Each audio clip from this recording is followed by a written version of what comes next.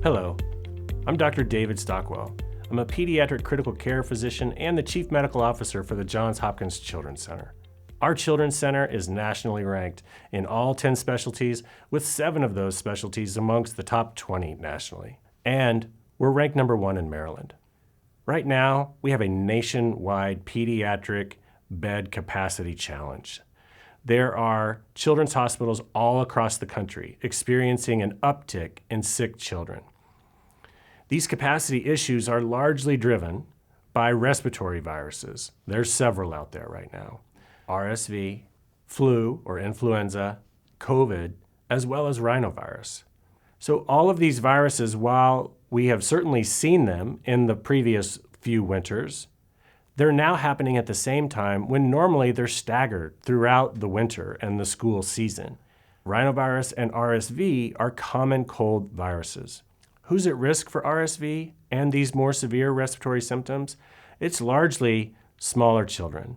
Children who are weeks old or months old, maybe up to a year old, year and a half, or 2 years old. RSV and rhinovirus are spread through respiratory droplets. And so it's important to wash your hands and make sure that we minimize the contact with those respiratory viruses. The symptoms that go along with these viruses are congestion, runny nose, cough, sneezing, headache, if your child's old enough to tell you about that, and low fever. You should contact a doctor if you notice a high fever, worsening cough, wheezing, nasal flaring, or chest muscles that are visibly pulling in and out around the rib cage. This signals breathing issues and irregular or rapid breathing. Certainly any odd coloring of the skin around the lips or the tips of our fingers, like blue coloring or very gray coloring, is something that may be concerning. Tiredness, trouble eating or drinking or swallowing is something also you should talk to your doctor about. RSV is diagnosed largely through testing. There's no specific treatment. We need our immune systems to help eradicate those viruses on their own. So we support our children along the way. RSV easily spreads from person to person. Washing hands often and not sharing eating or drinking utensils are very simple ways to help prevent the spread of RSV infection. And just as a reminder, COVID is still with us. There is a COVID bivalent booster now recommended for everyone age 5 and older. And please consider getting this vaccine for everyone who qualifies to help prevent these respiratory viruses from spreading. Let's talk now about when you should visit a doctor's office or go to an urgent care center. And we'll talk in a little bit about those things that you should go to an emergency room.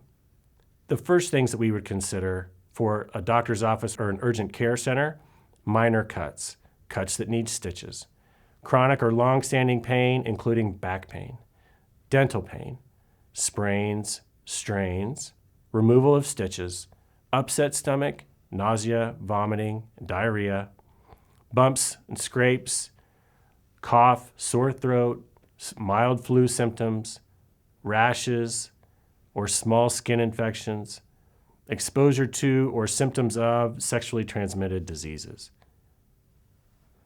If you have the following, you should visit an emergency department. And we want to focus on these because these are the reasons that you need to see an emergency room physician.